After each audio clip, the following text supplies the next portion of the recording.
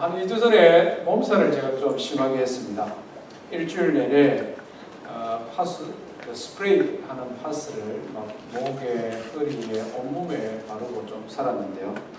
메모리얼 연휴를 맞이하여 놀러 가지 않고 집안일을 너무 열심히 하다 보니 몸살을 했습니다. 다른 일이 아니라 지난 봄에 한 2평 또는 3평 정도 텃밭을 만들었습니다. 해마다 텃밭을 해서 이렇게 여러 가지 채소, 집에서 먹는 채소는 종류대로 다 만들어 먹는데 올해는 완전히 실패했습니다. 그 이유가 뭐냐니까 작년 봄에 이제 이렇게 텃밭을 만드는데 흙을 이렇게 파는데 흙이 안 좋더라고요. 새로운 집으로 이사를 해서 흙을 파는데 흙이 너무 안 좋아서 이러면 이 식물을 못 자르는데 하면서 안 좋은 흙을 제법 걷어내고 홈디포 가서 막 좋은 흙을 사서 섞었습니다. 이 정도 하면 식물이 잘 자랄 수 있을 것이다 기대를 하고 심었는데 올 여름에 하나도 자라지 못하는 겁니다. 뭐 아주 쉬운 고추라든지 상추, 깻잎 이런 건 잘 자라거든요. 그런데 이런 것도 하나도 못 자라는 겁니다. 문제는 흙이다. 그래서 다시 흙을 만들어야 되겠다. 그리고는 그 텃밭에 뿌려놓은 흙을 전부 다 파디몄습니다. 다 파디미고는 안 좋은 흙을 골라내고 새로운 흙을 다시 부어가지고 밭을 만드는데 밭은 제대로 만들어진 것 같은데 사람이 골뱅을 됩니다. 지난 그 메모리얼 연휴가 좀 더웠거든요. 바람도 별로 없었습니다. 삽질을 얼마나 많이 했는지 머리가 아프더니 몸살을 해가지고 고생을 많이 했습니다. 지금 보니까 조금 잘 자라는 것 같은데 얼마나 잘 자랄지는 조금 더 지켜봐야 되겠습니다. 우리가 금수강산 대한민국 살다가 온 사람들이 되다 보니까 흙이 좋고 안 좋고 하는 것을 우리가 잘 모릅니다. 알라바마도 우리가 겉으로 보면은 온통 푸른 초장이고 나무가 잘 자라기 때문에 흙이 참 좋다라고 생각하는데 실제 농사를 지으려고 흙을 이렇게 파보면 별로 좋지를 않습니다. 아마 집집마다 이런 분들 여러 계실 것 같은데요. 중요한 건 흙입니다. 흙이 얼마나 좋으냐에 따라서 결실하느냐 결실되지 못하느냐는 것이 결정됩니다. 우리 신앙의 삶도 역시 마찬가지다 하는 것이죠. 우리 모두는 예수님을 믿는 하나님의 자녀인 것이 맞습니까? 예, 나는 예수 믿는 사람도 있고 또 대부분이 그렇겠죠. 어떤 분들은 잘은 모르지만 내가 예수 믿고 신앙생활을 한번 해봐야 되겠다 이런 결심을 가지고 이 자리에 나온 것으로 알고 있습니다. 하나님께서 구원은 은혜로 우리에게 주셨습니다. 예수 그리스도를 믿음으로 말미암는 구원이죠. 이것은 은혜요 선물입니다. 그런데 구원 이후의 성도의 삶, 신앙의 삶은 거저 주어지는 것이 아니다 하는 것이죠. 어떤 성도들은 보면 예수 믿고 난 다음에 매일매일 믿음이 자라고 신앙의 인격이 성숙해 가서 저 사람 참 믿음이 많이 자라고 성숙한 신앙인이 되어 가구나 이게 눈에 보이는 사람이 있는가 하면 어떤 사람은 시간이 지났는데도 전혀 변화가 되지 않는 사람이 있습니다. 수년째 그대로 있습니다. 성질도 안 바뀌고 인격이 성숙해 가지도 않습니다. 그 정도 머물고 있는 것도 기적입니다만 어떤 분들은 오히려 신앙이 떨어지는 경우를 보게 됩니다. 믿음을 잃어버리는 경우도 왕왕 생긴다는 거죠. 문제가 뭡니까? 자라지 못하는 것은 흙이 문제인데 마음의 밭이 문제다 하는 것이죠. 오늘 이 주제를 우리가 한번 살펴보기를 원합니다. 우리가 마가복음 계속 살펴보는데 오늘은 유명한 씨 뿌리는 자의 비유다 하는 것입니다. 마가복음 4장을 한번 펼쳐주십시오. 4장 1절부터 20절까지가 본문인데 예수님께서 우리 사람의 마음에 4가지 밭을 설명을 하고 있습니다. 길가, 돌밭, 같이 떨기 좋은 땅 이렇게 4가지인데요. 100배의 신앙의 열매를 맺는 좋은 밭이 되기 위해서는 어떻게 해야 될 것인가 이것을 함께 살펴보기로 합니다. 우리 먼저 1절부터 9절까지 한 절씩 교독하도록 하겠습니다. 예수께서 다시 바닷가에서 가르치시니 큰 무리가 모여들거늘 예수께서 바다에 떠 있는 배에 올라 앉으시고 온 무리는 바닷가 육지에 있더라.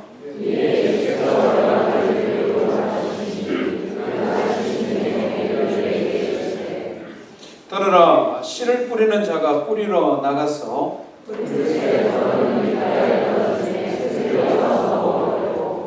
떨어는 흙이 얕은 돌밭에 떨어짐에 흙이 깊지 아니하므로 곧 싹이 나오나 떨어는 가시떨기에 떨어짐에 가시가 자라 기운을 막음으로 결실하지 못하였고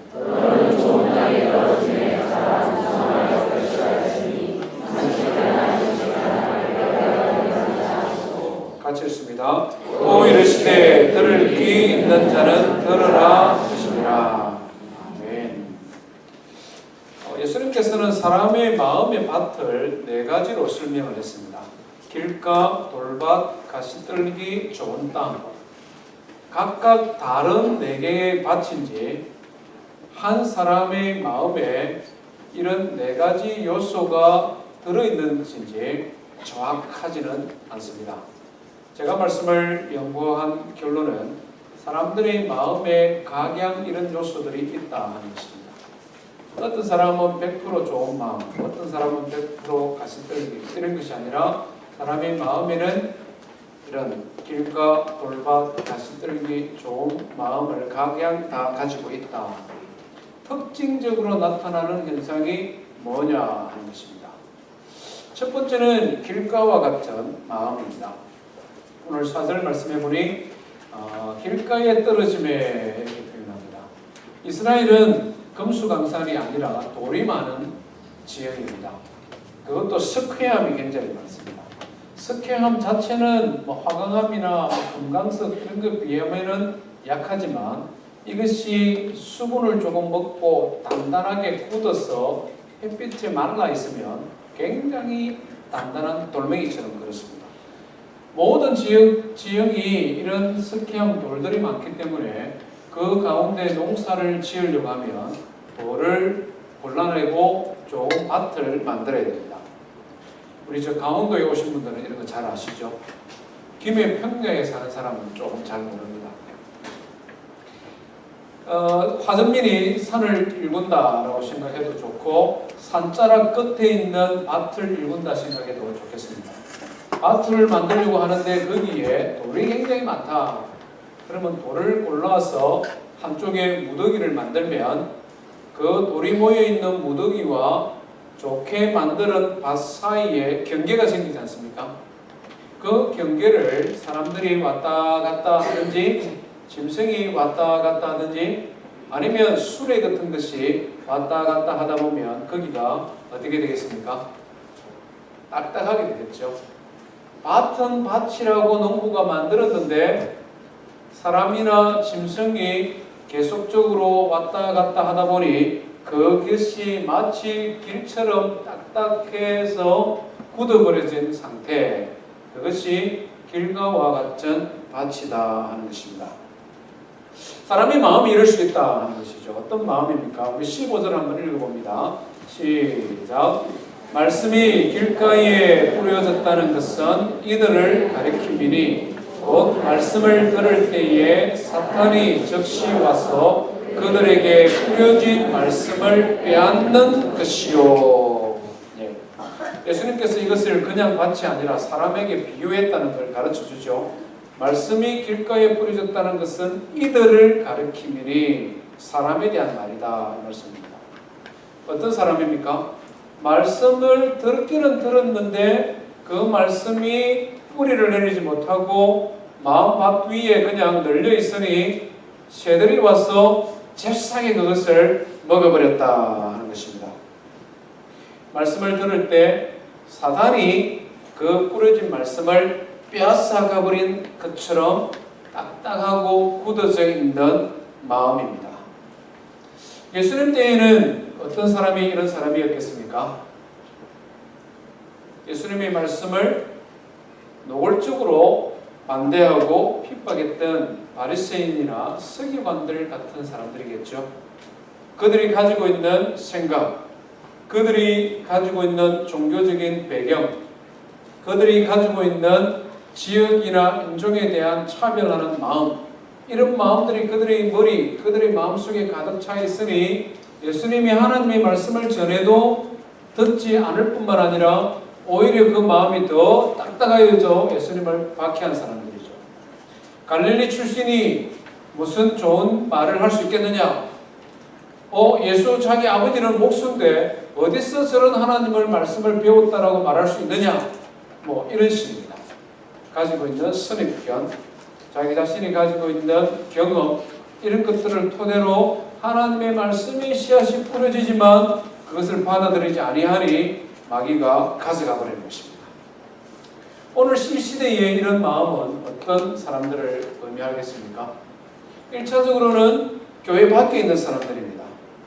하나님의 말씀을 들을 기회도 많지 않지만 들을 기회가 있어서 듣지만 그것을 마음으로 받아들이지 않는 사람들입니다. 기독교에 대한 선입견 때문에 그럴 수 있습니다. 예수 믿는 부모나 친척, 형제들이 모범을 보이지 못했기 때문에 그럴 수도 있습니다. 아니면 세상의 언론에서 이야기하는 각종 이야기들, 생각들, 많은 소리들 때문에 기독교 신앙에 대한 편협한 마음이 생겨서 정작 하나님의 말씀이 들어왔지만 듣지 못하는 상태, 길가와 같은 마음이라고 할 수 있겠죠. 교회 안에도 이와 같은 길가와 같은 마음이 있음을 우리는 알아야 됩니다. 하나님의 말씀만 들어도 그 말씀이 마음의 밭에 뿌리 내리지 못하는 딱딱한 마음을 가진 성도들이 있다는 것입니다. 교회를 출석을 하고 심지어 세례를 받을 수도 있습니다. 교회가 주최하고 하는 여러 가지 행사에 열심으로 참여하기도 합니다. 주일 되면 예배에 참여해서 하나님의 말씀을 듣기도 합니다. 그렇지만 결정적으로 그 하나님의 말씀이 나의 생각이나 가치관이나 나의 삶에 아무런 영향력을 끼치지 못하는 사람들입니다. 그렇지 않습니까? 한번 생각해 볼까? 이것도 없는 사람, 이 길로 왔다가 이 길로 나가버리는 길가와 같은 마음들이죠. 어떻게 하면 이와 같은 딱딱한 마음을 좋은 땅으로 만들 수 있을까? 첫 번째는 하나님 말씀을 들어야 되는데 잘 들어야 됩니다. 오늘 우리가 읽은 9절 말씀에 예수님께서 뭐라고 말씀합니까? 들을 귀 있는 자는 귀 있는 자는 들으라. 23절 우리가 읽지는 않았습니다만은 4장 23절에도 똑같은 말씀을 하죠. 들을 귀 있는 자는 들으라. 예수님의 어느 습관 중에 하나, 예수님께서 설교하실 때 하시는 말씀 중에 하나가 들을 귀 있는 자는 들으라, 이런 말씀을 종종 하셨습니다. 귀 없는 사람이 어디 있습니까? 심지어 말을 못 듣는 노아들도 귀는 있습니다. 그죠? 장애를 가진 그분들도 귀는 있습니다. 귀 없는 사람이 누가 있습니까? 이게 무슨 말씀입니까? 하나님의 말씀을 들을 때 마음으로 그 말씀을 주의 깊게 들으라, 이 말이죠. 우리 애기 엄마들 잘 알지 않습니까? 애들이 놀이터에 수십 명이 그냥 그 놀이터 주변에서 놀지만 저 나무 그늘 밑에 의자에 앉아있는 엄마는 그 모든 애들 소리들 중에 자기 자녀의 소리를 정확하게 들을 수 있습니다. 남들은 몰라요. 갑자기 애들이 서너 명이 왕 하고 울면 남들은 앉아서 맛있는 밥 먹고 이야기하고 있는데 엄마는 어떻게 합니까? 얼른 일어나서 뛰어가죠. 어디 가노? 이러면 거기 자기 애가 울고 있는 거예요. 많은 소리들 가운데 나의 이 딸의 소리를 지금 듣고 있는 겁니다. 들을 귀 있는 자는 들으라. 마음으로 하나님의 말씀을 들어야 된다 하는 것입니다. 선입견을 버리고 사람들이 뭐라 카더라 하는 내용을 버리고 진짜 이것이 진리인지 진짜 이것이 역사와 인종을 초월하여 모든 시대의 일을 살아가는 사람들에게 적용이 가능한 말인지 들으라. 그것이 길가와 같은 마음을 부드러운 흙으로 만드는 첫 번째 비결입니다. 성경을 보면 이런 사람들이 많이 있었음을 우리에게 소개해주고 있습니다. 사도행전 17장에 보면 베레아라는 지역을 바울사도가 전도했을 때 그 사람들을 보면서 느낀 점이 있었다는 것이죠. 제가 한번 읽어보겠습니다. 베레아에 있는 사람들은 데살로니가에 있는 사람들보다 더 너그러워서 간절한 마음으로 말씀을 받고, 데살로니가하고 베레아하고는 인근 지역의 사람들인데 똑같은 말씀을 바울사도가 전했지만 데살로니가 지역 사람들하고 베레아 사람들하고 조금 달랐다는 거예요. 이 사람들은 마음이 조금 너그러웠다. 그리고는 이 말씀을, 바울이 전하는 말씀을 간절한 마음으로 들었다. 더 나아가서 이렇게 표현합니다. 이것이 그러한가 하여 날마다 성경을 상고함으로 그 중에 믿는 사람이 많고, 이렇게 기록합니다. 바울이 전하는 말씀이 하나님의 말씀인지 아닌지, 그 말씀이 진리의 말씀인지 아닌지, 내가 이 말씀을 믿고 순종하며 따라야 되는 말씀인지 아닌지를 상고했다. 그러니 자연스럽게 말씀이 그 속에 역사함으로 믿는 자의 수가 많아졌다. 성경은 이렇게 기록을 하고 있습니다.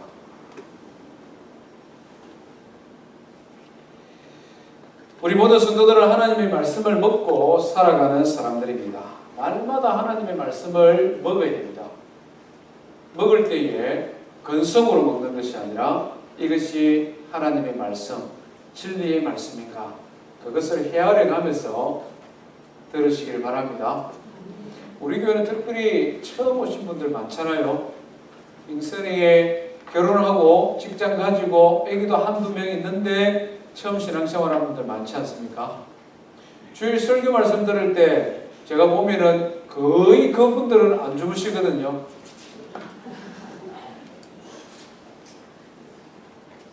어떤 사람은 간혹 잔다 이 말이죠. 그분들 잘 듣고 있습니다.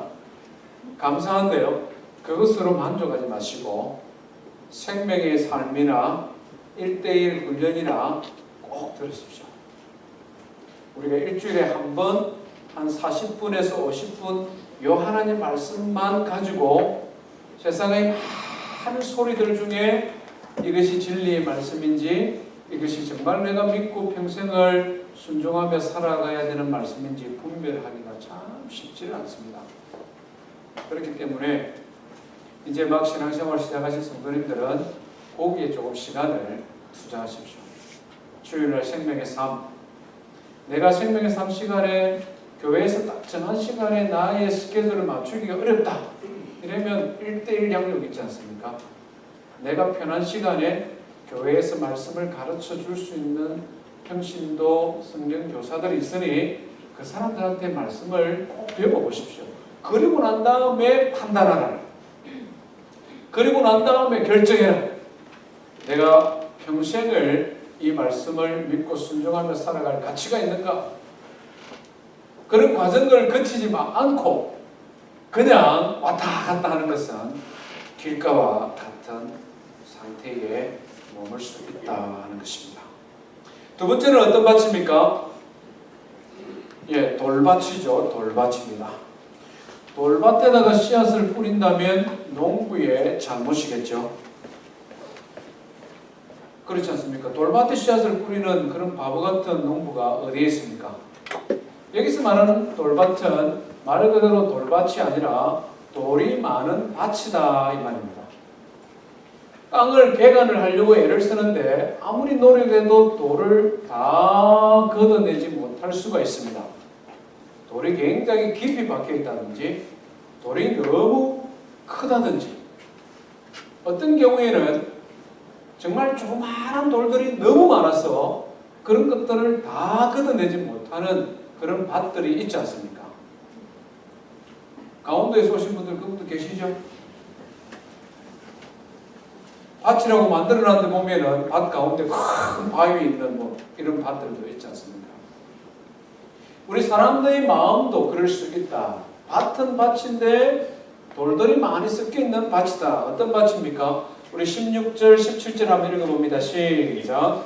이와 같이 돌밭에 뿌려졌다는 것은 이들을 가리키미니 곧 말씀을 들을 때에 즉시 기쁨으로 받으나 그 속에 뿌리가 없어 잠깐 견디다가 말씀으로 인하여 환난이나 박해가 일어나는 때에는 곧 넘어지는 자요. 많은 교훈들이 있을 수 있지만 성경이 강조한 것을 보면 말씀을 들을 때에 즉시 기쁨으로 받는다. 돌밭에도 좋은 흙이 있다는 말이죠. 좋은 흙이 있어서 그 말씀을 기쁘게 받는다는 것입니다. 그런데 이것이 많지 않기 때문에, 흙이 깊지 않기 때문에 씨앗이 뿌리를 내리지 못한다는 것입니다. 어떤 마음이냐? 지나치게 감정적인 마음, 지나치게 자기 중심적인 마음, 이것이 돌밭과 같은 마음입니다.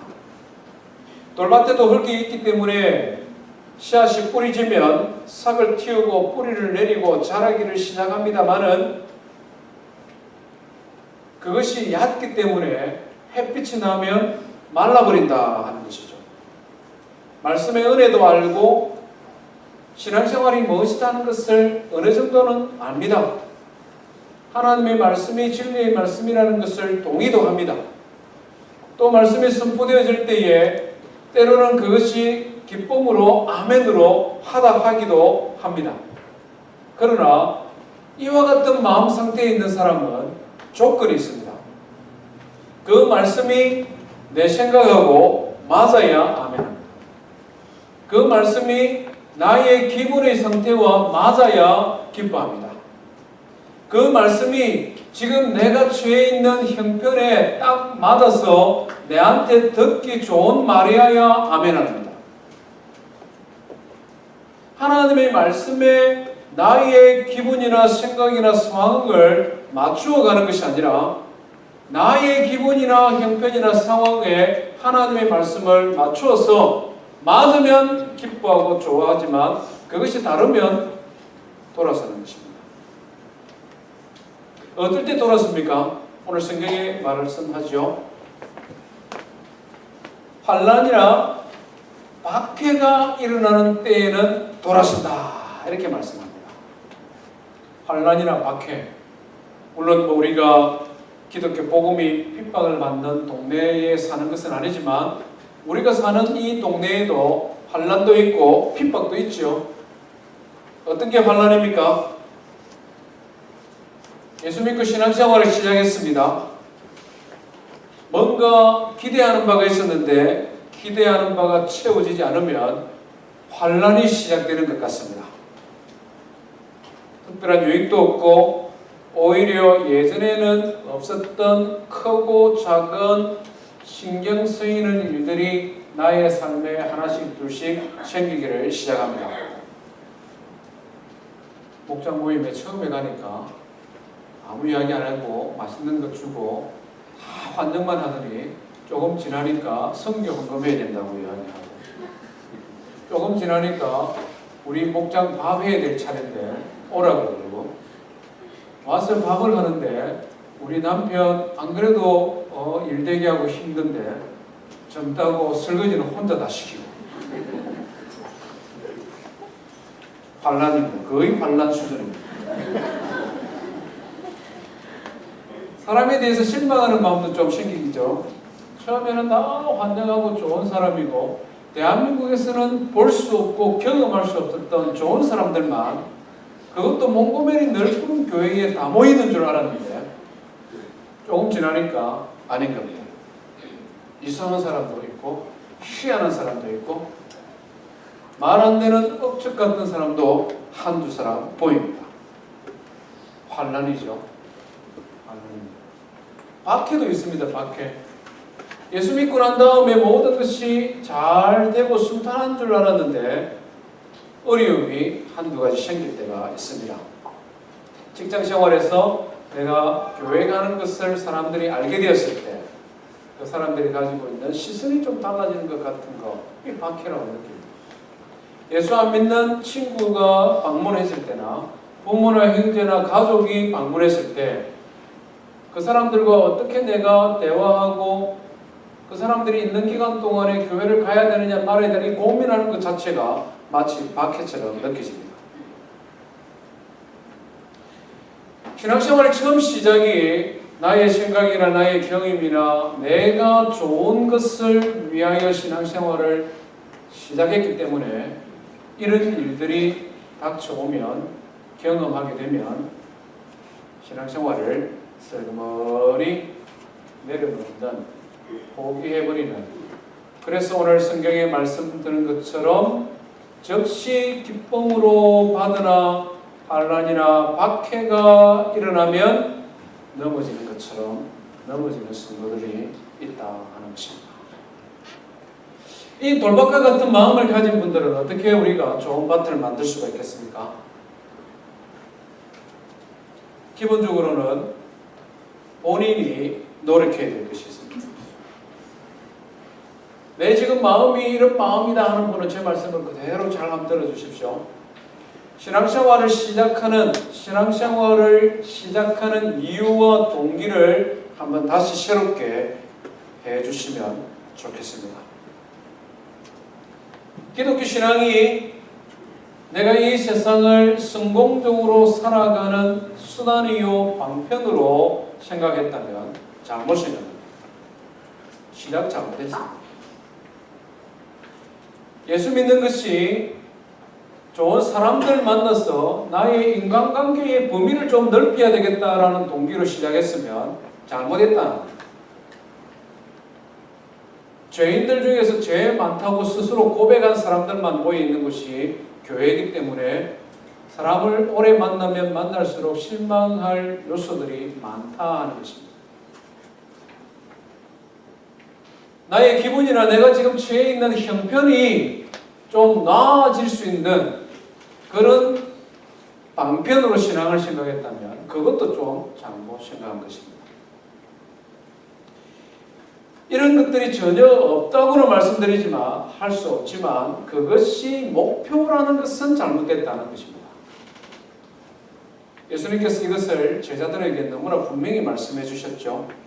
마가복음 8장에 보면 이렇게 말합니다. 예수님께서 무리와 제자들에게 이르시되 누구든지 나를 따라오려거든 자기 자신을 부인하고 자기 십자가를 지고 나를 따를 것이니라. 자기 자신을 부인하라. 내가 가지고 있는 경험, 생각, 지식, 가치관, 선입견 이런 것들을 부인하라.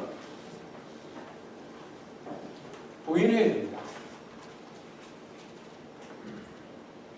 그렇게 쉽게 변하고 그렇게 쉽게 바뀌는 여러분들의 감정에 하나님의 말씀을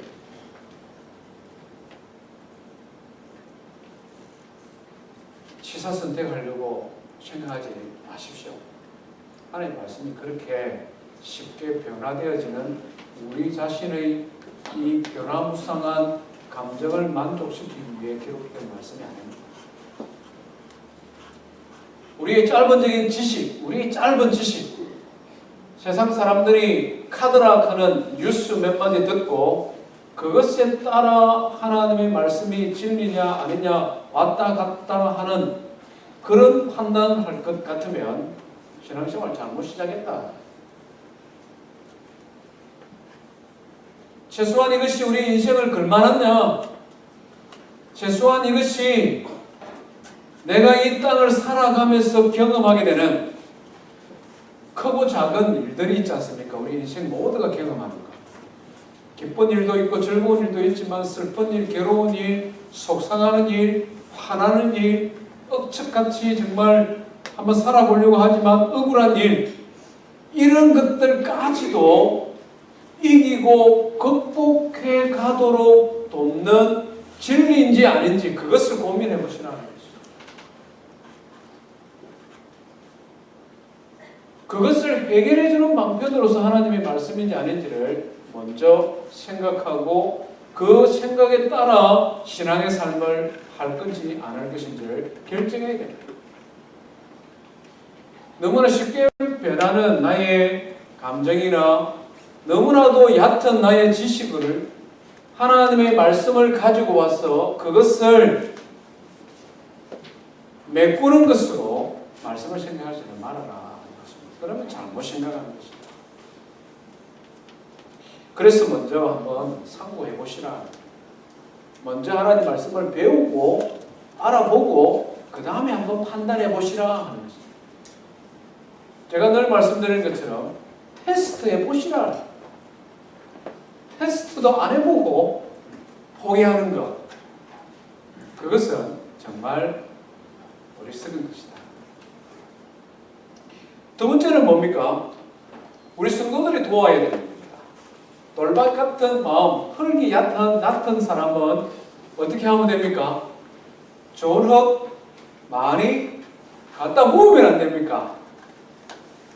제가 밭을 만들 때 흙이 안 좋으니까 좋은 흙 갖다 부은 것처럼 돌 같은 마음, 연약한 마음, 그래서 믿음에 확신이 생기지 않는 이런 성도들 보면 좋은 흙을 듬뿍 갖다 부으면 됩니다. 뭡니까? 성도의 사랑이죠. 북돋운다 이런 말 있지 않습니까? 북돋워라.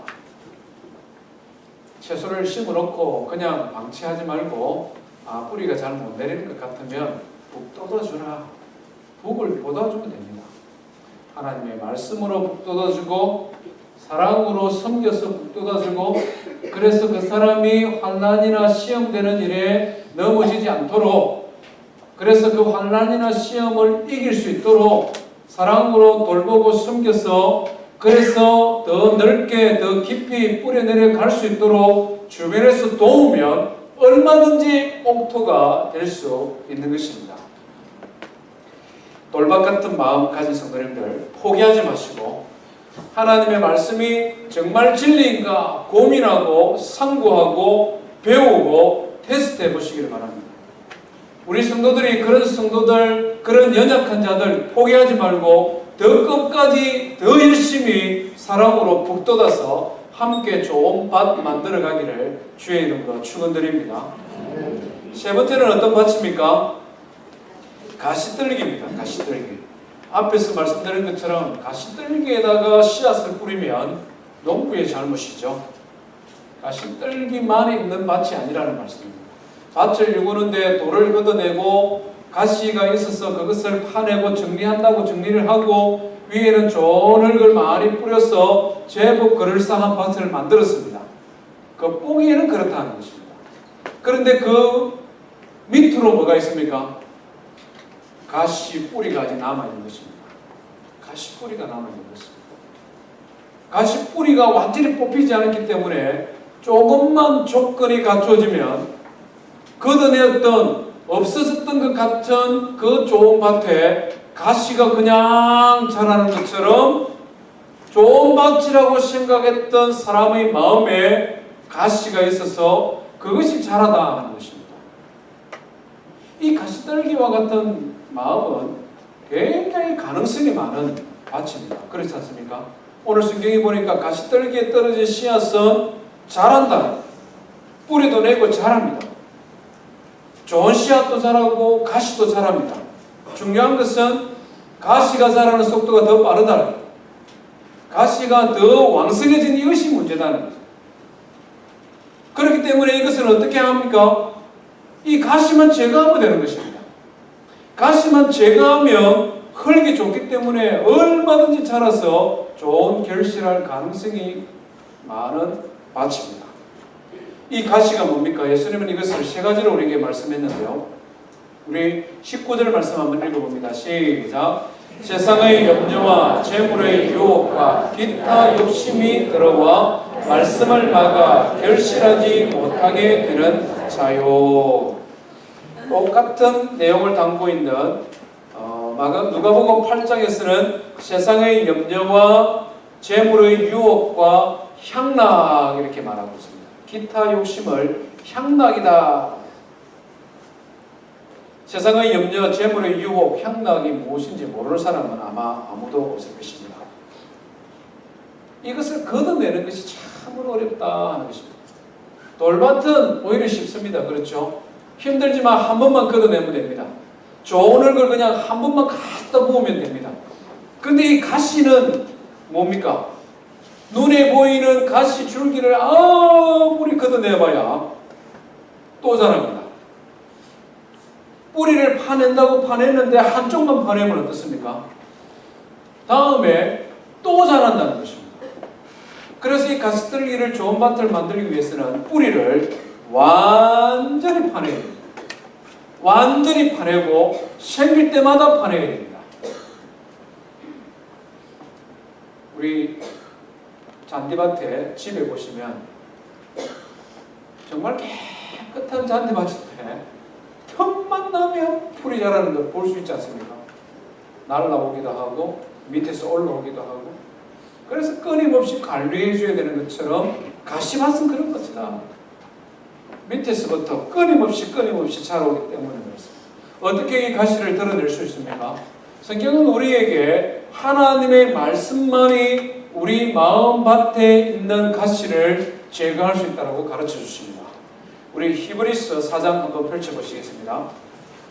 히브리서 4장 12절에서 13절 말씀인데요. 우리 한번 한 목소리를 같이 읽습니다. 신약성경 357페이지입니다. 시작. 하나님의 말씀은 살아있고 활력이 있어 좌우에 날선 어떤 것보다 예리하여 혼과 영과 및 관절과 골수를 찔러 쪼개기까지 하며 또 마음의 생각과 뜻을 판단하느니 지으신 것이 하나도 그 앞에 나타나지 않음이 없고 우리의 결산을 받으시기 눈앞에 만물이 벌거벗은 것 같이 드러나느니라. 네. 말씀이 우리의 마음을 어떻게 깨끗하게 하는지를 가르쳐주고 있습니다. 그죠? 하나님의 말씀은 이렇게 말하지 않습니까? 먼저 하나님의 말씀은 우리의 마음이 어떤 상태인지를 비춰주는 거울과 똑같습니다. 현명것과도 같습니다. 그래서 12절 하반절에 보면 마음의 생각과 뜻을 판단하고 지은 것이 하나도 감추이지 못하도록 드러나게 하는 것이 뭡니까? 하나님의 말씀이다 하는 것입니다. 다른 사람과 비교하지 말고 하나님의 말씀의 거울 앞에 내 자신을 딱 드러내어 보라는, 내가 얼마나 염려를 많이 하는 사람인지, 내가 얼마나 물질의 유혹에 약한 사람인지, 내가 얼마나 세상의 향락을 추구하는 사람인지 하나님의 말씀의 거울 앞에 내 자신을 먼저 비춰보라. 그리고 나의 상태를 정확하게 보아라. 병원에 가면 의사가 먼저 진단을 하지 않습니까? 물어보기도 하고 청진기를 대어보기도 하고 톡톡 두드려 보기도 하고, 그렇게 해도 모르면 엑스레이 찍어보기도 하고, 안 되면 단체 촬영을 하기도 하고 MRI를 하기도 하고, 가장 중요한 것은 문제가 뭐냐, 이 사람이 지금 질병의 뿌리가 뭐냐, 그것을 보기 위해서 얼마나 어려운 과정을 거칩니까? 하나님의 말씀의 거울에 우리 자신을 비춰보라. 내가 얼마나 쓸데없는 염려를 지금 많이 하고 살아가는지, 내가 얼마나 하나님의 말씀과 신앙의 삶보다는 세상의 것에 지금 마음이 팔려 있는지, 내가 얼마나 세상의 향락에 사로잡혀서 살아가고 있는지를 분별해라. 그리고 난 다음에는 어떻게 해야 됩니까? 수술을 하죠. 오늘 말씀을 보니까 뭐라고 합니까? 좌우에 날선 어떤 금보다 예리하여 혼과 영과 관절과 골수를 찔러 쪼개기까지 하며, 하나님의 말씀이 선포되어질 때에 나에게 주시는 말씀이라고 들으면 내가 속이 좀 쓰립니다. 그럴 때 목사님이 나를 치네 막 이렇게 하지 말고, 누가 저걸 목사님한테 말씀해서 설교 시간에 내 무안 주려고 저런 말 하지, 누가 말했어? 이렇게 하시지 말고, 그것이 지금 나가 속이 쓰리죠. 그런 말씀을 탁 들으면 내 마음을 들킨 것 같은 느낌이 들기 때문에 내가 속이 쓰려요. 그러면 그것을 나에게 주시는 말씀인 줄 알고 받아야 우리가 다시 살아날 거 아닙니까? 다른 사람하고 비교하면은 이거는 김집사, 오늘 김집사 목사님 좀 하는 말. 오늘 박 집사가 이 자리에 와야 되는데 왜 오늘 결석했냐? 내가 하나님의 말씀의 거울에 나를 비춰보면 나에게 주시는 말씀으로 내가 받을 텐데 그걸 자꾸 다른 사람하고 비교하니까 나는 적어도 물질의 욕심은 없는데 저 이 집사는 돈 욕심 너무 많아. 나는 세상의 향락에 대해서 솔직히 나는 별 소원이 없다. 그런데 김 집사 봐. 휴가 때만 되면 어디서 이렇게 놀러를 다니는지. 저 사람 아직 세상 향락에 젖어 사는 사람이 자꾸 남들을 생각하면 쓰리지도 않고 아프지도 않고 치유가 안 되죠. 그렇지 않습니까?